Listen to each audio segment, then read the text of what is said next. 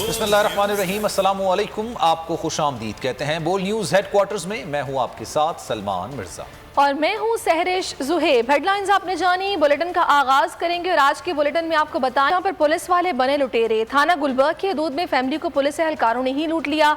DIG operations SN Yunus का inquiry का हुक्म, 2 एहलकारों के खिलाफ मुकदमा दर्ज कर लिया गया। इसी हवाले से बात कर लेते हैं बोल न्यूज़ के नुमाइंदे, उनसे भी जानेंगे। हमारे साथ जाबिर वकास होंगे। अभी आपको सूरत हाल ये लाहौर की बता रहे हैं, जहां पर मुहाफिज ही लुटेरे बन गए और एक फैमिली को रोका गया, बाकायदा नाका लगाकर ये रोका गया है और इनसे लूटमार की गई है। 2 एहलकारों के हवाले से बताया जा रहा है जो कि इस वारदात में मुलव्विस हैं, जिनके खिलाफ FIR भी दर्ज कर ली गई है।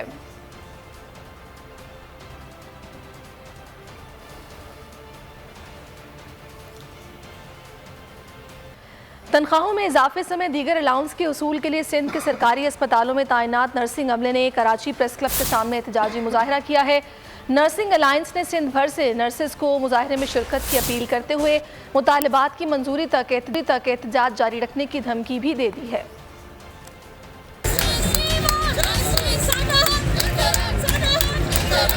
कराची में नर्सेस तलबा तनख्वाहें बढ़वाने, हेल्थ केयर प्रोफेशनल समेत हेल्थ रिस्क अलाउंस देने के मुतालबात के लिए सड़कों पर आ गए।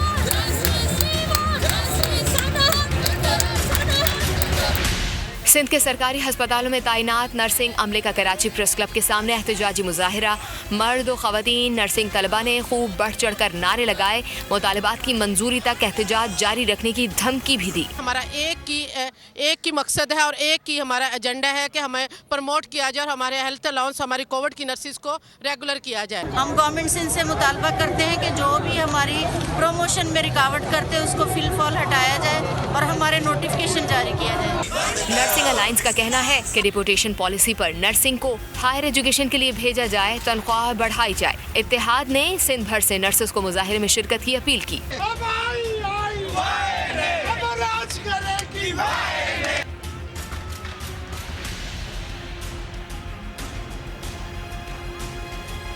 यंग डॉक्टर्स एसोसिएशन की जानिब से बलूचिस्तान हुकूमत को दिया जाने वाला अल्टीमेटम खत्म हो गया है। डॉक्टर्स का एक बार फिर रैली निकालकर वजीर आला और गवर्नर हाउस जाने का ऐलान। डॉक्टर्स कहते हैं कि कोटा समेत सूबे के तमाम सरकारी अस्पतालों में OPDs और इंडोर सर्विस का बॉयकॉट किया जाएगा। उनका कहना था कि डॉक्टर्स को हथकड़ियाँ पहनाना जेलों में डाला जा रहा है। वजीर आला बीमार हुए तो कराची चले गए। यंग डॉक्टर्स ने 10 रोज़ मैक्स वैक्सीनेशन मुहिम के बॉयकॉट का ऐलान किया है। मतलब यहाँ हमारे वार्ड है, बहुत से ऐसे वार्ड है, वहाँ पे चंदे इकट्ठे करके हम सिस्टम को चला रहे हैं। यार सिस्टम चंदों से तो नहीं चल सकता है ना, कब तक इस तरह चलता रहेगा। 2 महीने पहले हम लोगों ने इसको वार्निंग दी थी, बताए थे, सारे डिमांड रखे थे उनके सामने। एक तरफ से वो मान रहे हैं कि आपके सारे डिमांड जिनवन है और आप सही कह रहे हैं, आपकी डिमांड सही है, और दूसरी तरफ से मुज़ाकरात भी कर रहे हैं, उनको मान भी रहे हैं, बजाय इसके कि उसका लेटर जारी कर दे, वो उल्टा हमें गिरफ्तार कर रहे हैं। सुबह 9 से 12 बजे तक हमारी टीम गई, मुज़ाकराती हुकूमती टीम के साथ मुज़ाकरात किए। फिर शाम में 5 बजे गए, वहाँ रात 12 बजे तक मुज़ाकरात होते रहे। हम धरने में बैठे हुए थे, खाना वाना खा रहे थे, लेकिन सब चीज़ें उन्होंने कहा जायज़ है, आपकी डिमांड हम कबूल करते हैं। जैसे ही रात के 3 बजे सब साथी, जाहिर सी बात है सर्दी है, कुछ साथी हमारे जो उधर रात को रुकते थे वो बैठे हुए थे, तो अचानक आके जो है ना पुलिस ने घेराव करके हमारे साथियों को ले गए। जब मुज़ाकरात चल रहे थे तो फिर हुकूमत को नहीं चाहिए था हमारे साथियों को उठा। आलमी मार्केट में पेट्रोल सस्ता होने के बावजूद पाकिस्तानी अवाम को रिलीफ नहीं मिला। हुकूमत का पेट्रोलियम मसनूआत की कीमतें बरकरार रखने का फैसला। पेट्रोल की कीमत 145 रुपये 82 पैसे फी लीटर बरकरार रहेगी।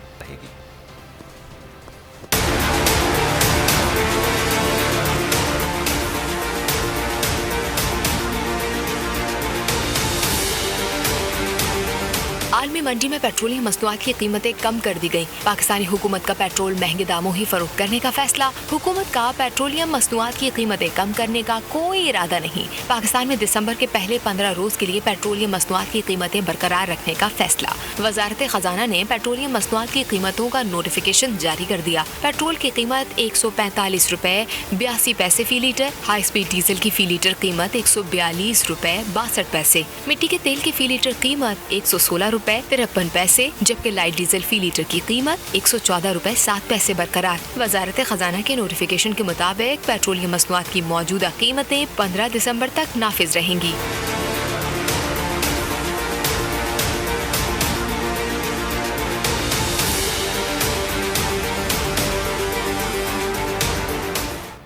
आर्मी चीफ ने जोर दिया है कि अफगान अवाम की मुआशी तरक्की के लिए मरबूत कोशिशें की जानी चाहिए। जनरल कमर जावेद बाजवा से chief of staff Bahrain national guard major general शेख अब्दुल अजीज़ की मुलाकात, बाहमी दिलचस्पी के उमूर और इलाकाई सिक्योरिटी सूरत हाल पर गुफ्तगू की गई।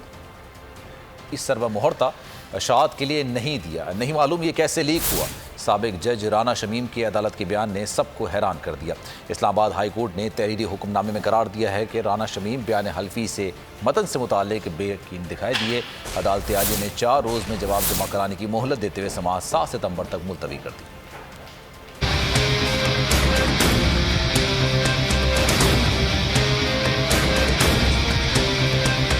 बयान हल्फी का तूफान थम गया। साबिक जज का नया बयान नया रुख इख्तियार कर गया। बयान हल्फी अशात के लिए नहीं दिया, मालूम नहीं कैसे लीक हो गया। तौहीन अदालत केस में राना शमीम का इस्लामाबाद हाई कोर्ट में बयान। अदालत ने असली बयान हल्फी जमा कराने के लिए 5 रोज की मोहलत दे दी। दौरान समाअत चीफ जस्टिस अतहर मिनल्लाह ने साबिक जज गिलगित बल्तिस्तान राना शमीम को रोस्टर पर बुलाकर इस्तफसार किया। आपने 3 साल बाद बयान हल्फी दिया। राना शमीम ने जवाब दिया, वो मैंने अभी तक नहीं देखा। अदालत ने पूछा, क्या आपने अभी तक अपना बयान हल्फी नहीं देखा? जवाब आया, जो बयान हल्फी यहाँ जमा हुआ वो अभी तक नहीं देखा। अटॉर्नी जनरल ने कहा कि ये बात रिकॉर्ड में लाएं कि इन्हें ये नहीं मालूम कि बयान हल्फी में क्या है।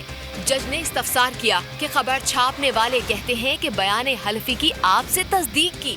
राना शमीम बोले, खबर छापने के बाद मुझसे पूछा गया, मेरे पास बयान हल्फी है ही नहीं, लंदन से मंगवाना होगा।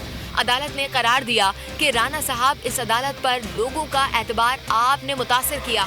बाद में तहरीर हुक्मनामे में कहा गया है कि राना शमीम ने अदालत को बताया कि उनका बयान हल्फी बरतानिया में एक लॉकर में रखा गया है। अटॉर्नी जनरल बयान हल्फी मंगवाने में मुआवनत करें। दफ्तर खारिजा और पाकिस्तानी सिफारत खाना भी अटॉर्नी जनरल की मुआवनत करें। 4 दिन में असली बयान जमा कराएं। आइंदा समाअत पर बयान हल्फी की अदम पेशी बयान हल्फी की अदम मौजूदगी के ख्याल को तक़वियत देगी। अदालत ने दी न्यूज़ के editor in chief Mir Shakeelur Rahman, editor Amir Ghauri और सहाफ़ी अंसार अब्बासी के जवाबात अदालती मुआवनीन को देने की हिदायत कर दी। मज़ीद समाअत 7 दिसंबर तक मुलतवी कर दी।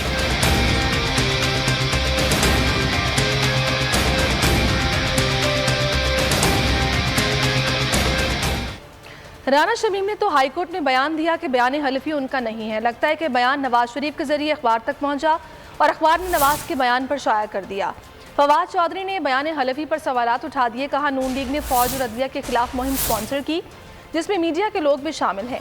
उम्मीद है कि अदालत मामले का भरपूर नोटिस लेगी। वज़ीर मुमलिकत फारूक हबीब कहते हैं, राना शमीम के हलफनामे की भी कतरी खत की तरह कोई हैसियत नहीं। इस हलफ की हिदायतकार भी मरियम सफदर ही हैं। नवाज शरीफ बरतानिया में सियासी पनाह के लिए साबिक चीफ जज राना शमीम के बयान हल्फी से फ़ायदा हासिल कर सकते हैं। साबिक चीफ जस्टिस राना शमीम के बेटे अहमद हसन राना की बोल के प्रोग्राम अब पता चला में गुफ्तगू कहा कि अगर अंसार अब्बासी की खबर और बयान हल्फी की तहरीर मुख्तलिफ हुई तो जंग ग्रुप के खिलाफ कानूनी कार्रवाई करेंगे। जो बयान हल्फी वहाँ पर मौजूद है, अब आ जाएगा, जिस तरह आप कह रहे हैं कि अदालत में वो आ जाएगा, तो उसमें और जो छापा गया है जिसके बारे में राना शमीम साहब ने कहा कि जी वो तो मैंने देखा नहीं, पता नहीं उसमें क्या है, तो अगर उसमें फ़र्क हुआ तो इसका मतलब है, आप समझते हैं कि कानूनी तौर पर ये बड़ा मसला बन सकता है। एज एडवोकेट आप क्या समझते हैं कि ये फिर जंग ग्रुप के लिए बड़ा मसला बन जाएगा कि उन्होंने कुछ और छाप दिया?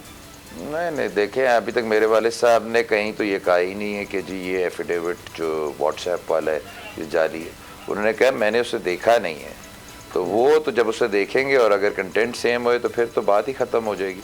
अगर कंटेंट्स डिफरेंट होए तो फिर एक क्वेश्चन बन सकता है, वो तो फिर हम लीगल एक्शन जिसके खिलाफ बनता होगा फिर लेंगे कि किस तरह आपने जाली छापा। लेकिन अच्छा, ये लंदन में जो बयान हल्फी है, क्या मियाँ नवाज शरीफ साहब के साथ इसको जोड़ा जा रहा है जी? उनके वहाँ स्टे के लिए जो उनकी अपील चल रही है उसमें फ़ायदा हो सकता है? आपका सवाल है कि जी इसके उधर फ़ायदे क्या हो सकते हैं? हाँ जी, बिल्कुल, इसको पॉलिटिकल असाइलम के लिए यूज़ किया जा सकता है कि मेरे साथ एक मुल्क में इंजस्टिस हो रहा है, तो क्यों नहीं, एक बंदे का राइट है, वो ex prime minister of Pakistan है, उसको आप जलील कर रहे हैं।